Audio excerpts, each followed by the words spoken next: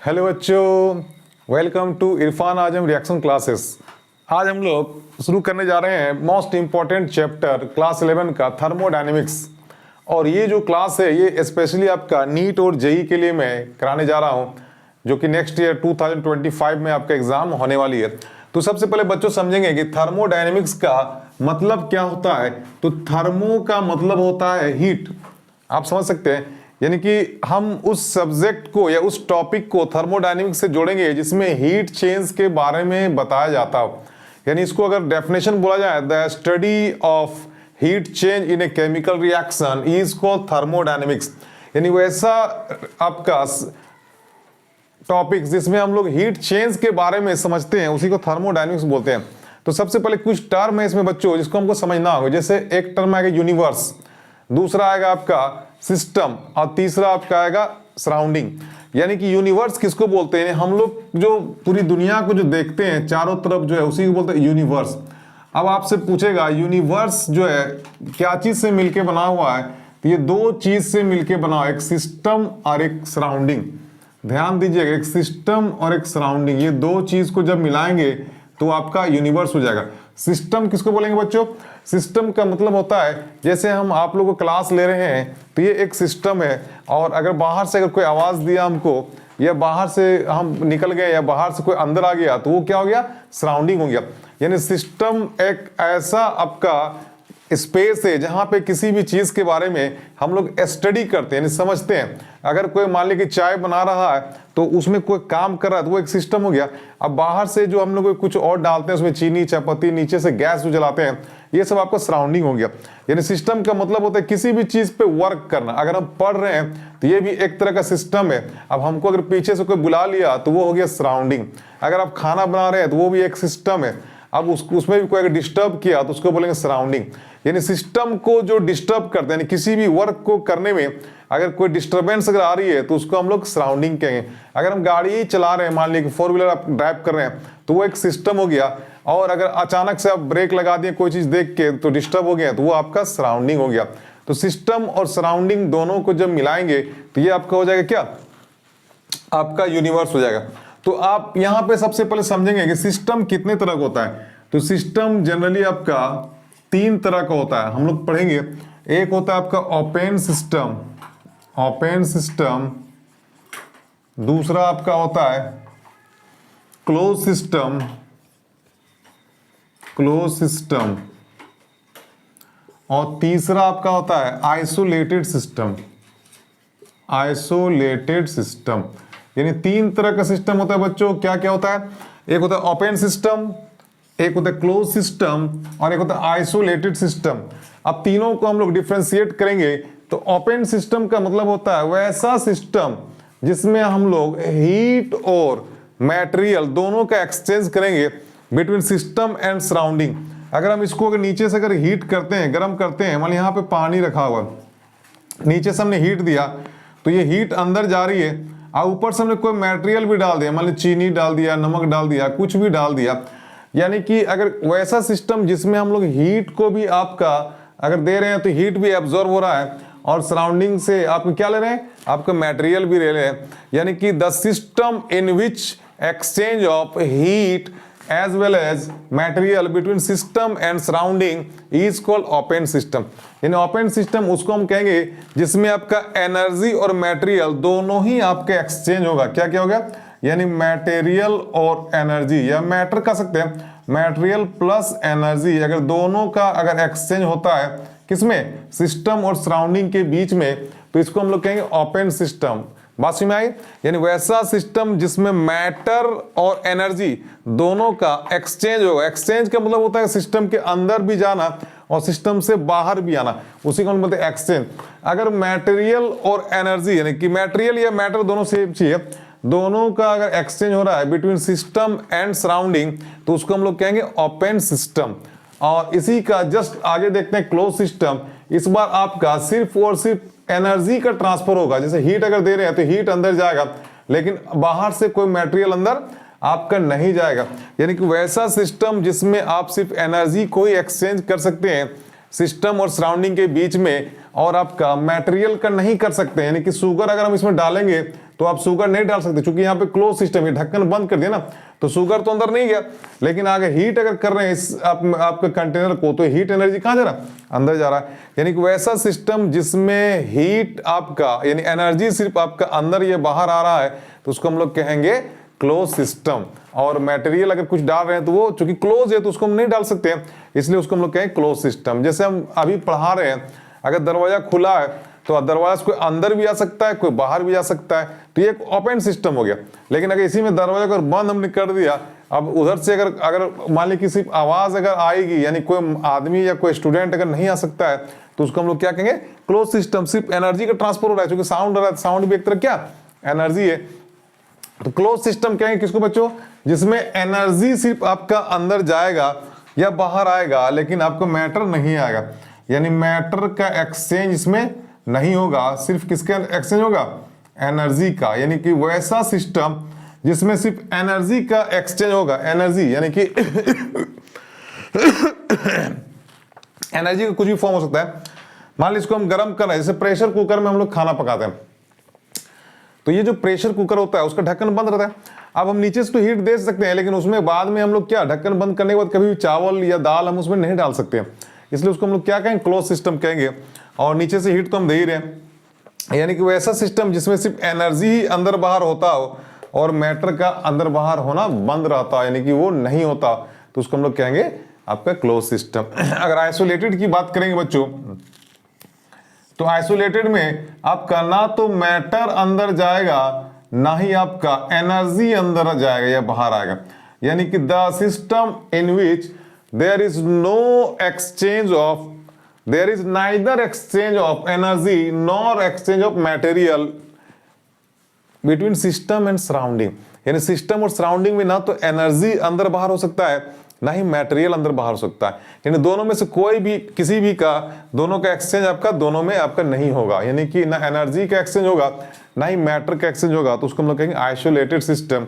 इसका best example है, हम लोग जैसे घर में थर्मस वगैरह जो रखते हैं, उसमें हम लोग पानी गर्म करके रखते हैं। अब उसको ऐसा कीजिए, उस गर्म पानी वाले थर्मस को अगर फ्रीज में भी हम लोग डाल देते हैं कुछ देर के लिए, तो वो क्या होता है, वो ठंडा नहीं होता है, इसलिए कि उसमें आपका हीट का बाहर निकलने का कोई चांसेस है ही नहीं। जब हीट बाहर नहीं निकलेगा तो फिर वो ठंडा कैसे होगा, नहीं होगा।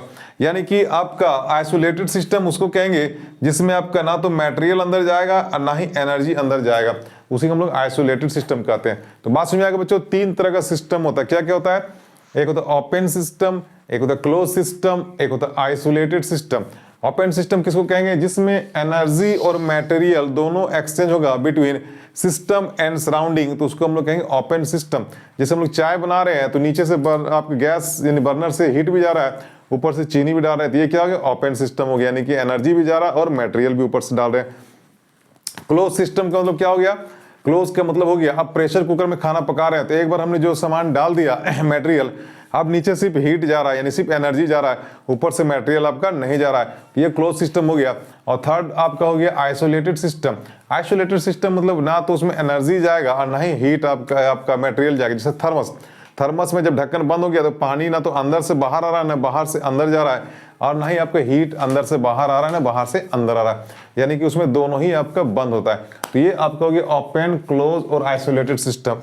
तीन सिस्टम होता है जो कि बहुत ही इंपॉर्टेंट होता है। अब हम लोग पढ़ेंगे प्रॉपर्टीज ऑफ सिस्टम, ये आपका दूसरा टॉपिक है, यानी कि इसका यानी कि आपका थर्मोडायनेमिक्स में सबसे पहले सिस्टम समझेंगे, फिर हम लोग टाइप्स ऑफ सिस्टम समझे, अब समझेंगे आपका प्रॉपर्टी ऑफ सिस्टम। तो देखिए सिस्टम का दो प्रॉपर्टी होता है, एक होता है एक्सटेंसिव प्रॉपर्टी और दूसरा होता है इंटेंसिव प्रॉपर्टी, है ना। तो आज दोनों डील करेंगे हम लोग, बहुत ही आसान है। इसमें आपका क्वेश्चन भी आपसे पूछा जाता है, कभी कभी आपसे universe is equal to system plus surrounding का जो रिलेशन है उसमें भी आपको क्वेश्चन दे दिया जाएगा, प्लस होगा कि माइनस होगा, कि सिस्टम को कभी दाएं कभी बाएं इस तरफ घुमाते रहता है। अब बात करेंगे हम लोग property of system, properties of system. तो सिस्टम का दो प्रॉपर्टी होता है बच्चों, क्या क्या होता है, एक होता है एक्सटेंसिव और एक होता है इंटेंसिव। बहुत ही आसान, एक होता है एक्सटेंसिव और एक होता है इंटेंसिव। इंटेंसिव तो एक्सटेंसिव और इंटेंसिव दोनों में क्या अंतर, यानी कि सिस्टम का वो प्रॉपर्टी जो आपका डिवाइड करने से अगर चेंज हो जाता है उसका प्रॉपर्टी, तो उसको हम लोग कहेंगे एक्सटेंसिव प्रॉपर्टी। यानी the property of A system which changes on division, यानी जैसे भी डिवाइड करेंगे तो उसका प्रॉपर्टी भी अगर चेंज हो जाता है तो इसको हम लोग कहते हैं आपका एक्सटेंसिव प्रॉपर्टी। जैसे इसको समझेंगे कैसे, अगर हम बात करते हैं यहाँ पे, चलिए, यानी 50 केजी हमने कोई आपका 50 केजी का एक थैला हमने लिया और उसमें कोई भी मटेरियल डाला है, चाहे 50 केजी आपका शुगर है या 50 केजी नमक है, इसका वेट कितना है 50 केजी।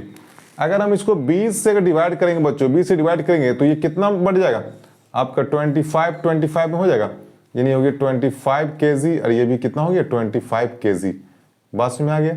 यानी जैसे ही हमने क्या किया, इस सिस्टम को डिवाइड किया, यानी वेट को डिवाइड किया, वेट एक सिस्टम है, अब इसको हमने डिवाइड किया तो ये 50 से अब कितना हो गया 25 हो गया।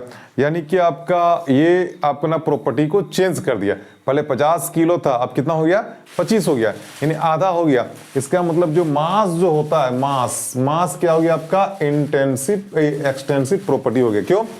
क्योंकि मास को डिवाइड करने से वो क्या होता है, चेंज हो जाता है, और जिसको भी डिवाइड करने से चेंज होता है उस प्रॉपर्टी को हम लोग बोलते हैं एक्सटेंसिव प्रॉपर्टी। अब इसमें बहुत सारा चीजों के मास हो गया। जैसे अगर बात करें वॉल्यूम की बात भी अगर करते हैं, मान लीजिए यहाँ पे अगर 100 लीटर अगर हम पानी लेते हैं सपोज, तो 100 लीटर को डिवाइड करते हैं तो ये 50 लीटर हो जाता है, ये भी कितना होता है 50 लीटर हो जाता है। यानी अगेन वॉल्यूम भी क्या हो गया आपका एक्सटेंसिव प्रॉपर्टी। क्यों? देखो इसको डिवाइड किए तो वॉल्यूम पहले 100 था, अब कितना हो गया 50 हो गया, यानी कि वो आधा हो गया। तो वॉल्यूम भी आपका क्या होगा बच्चों, ये भी आपका एक्सटेंसिव प्रॉपर्टी, यानी वैसा प्रॉपर्टी जिसको हम लोग डिवाइड करने से वो उसका प्रॉपर्टी चेंज हो जाता है, उसी को बोलते हैं आपका एक्सटेंसिव। और भी बहुत से एग्जाम्पल, मास हो गया आपका, वॉल्यूम हो गया, दूसरा एनर्जी भी आपका क्या होता है, एनर्जी भी आपका एक्सटेंसिव है, फिर आपका हीट हो गया, ये सब आपका क्या एक्सटेंसिव प्रॉपर्टी है, जिसको डिवाइड करेंगे तो क्या हो जाएगा आपका चेंज हो जाएगा। तो ये सब आपका एक्सटेंसिव। अब बात करें इंटेंसिव प्रॉपर्टी का, तो इंटेंसिव प्रॉपर्टी बोलते हैं बच्चों वैसा प्रॉपर्टी जिसको डिवाइड करने से चेंज नहीं होता है। जैसे आपका डिवाइड करने से चेंज क्यों नहीं होता है, आपका बात करेंगे अगर यहाँ पे सपोज आप कंसंट्रेशन ले लीजिए, कंसंट्रेशन किसको बोलते हो? कंसंट्रेशन का मतलब होता है, मान लीजिए कि हमने 20 लीटर पानी लिया और उसमें चीनी मिला दिया तो मीठा हो गया। तो 20 लीटर पानी में अगर मान लीजिए हमने शरबत बना दिया, शरबत किसको बोलते हैं बच्चों, यानी चीनी को मिलाने के बाद जो हम लोग मीठा करते हैं, तो शरबत बना दिया। अभी 20 लीटर पानी को अगर 20 से डिवाइड कर देंगे अगर 10 लीटर, तो क्या शरबत का टेस्ट चेंज हो जाएगा? तो आप बोलिए नहीं सर, जितना मीठा आपका ये था उतना ही मीठा ये भी रहेगा। दैट मीन्स कंसंट्रेशन जो हो गया आपका चेंज नहीं हुआ। तो कंसंट्रेशन चेंज नहीं हुआ, इसका मतलब डिवाइड करने के बाद भी क्या हो गया आपका, इसका प्रॉपर्टी मेंटेन रहा। या आप ऐसे समझेंगे, चाय अगर हम लोग बना रहे हैं तो सस्पेंड में एक सस्पेंड चाय है, आप सस्पेंड से चाय को पीजिए या उसको प्याली से निकाल के पीजिए, दोनों ही केस में आपको मीठा सेम लगेगा, क्योंकि उसका कंसंट्रेशन क्या है, चीनी का सेम है। तो कंसंट्रेशन आपका क्या हो गया बच्चों, कंसंट्रेशन आपका हो गया इंटेंसिव प्रॉपर्टी, यानी वैसा प्रॉपर्टी जो आपका डिवाइड करने से चेंज नहीं होता है, उसको हम लोग कहते हैं इंटेंसिव प्रॉपर्टी। जैसे आपका आगे टेम्परेचर, अगर टेम्परेचर की बात करेंगे तो ये भी आपका क्या हो गया बच्चों, इंटेंसिव प्रॉपर्टी। आप बोलिए कैसे?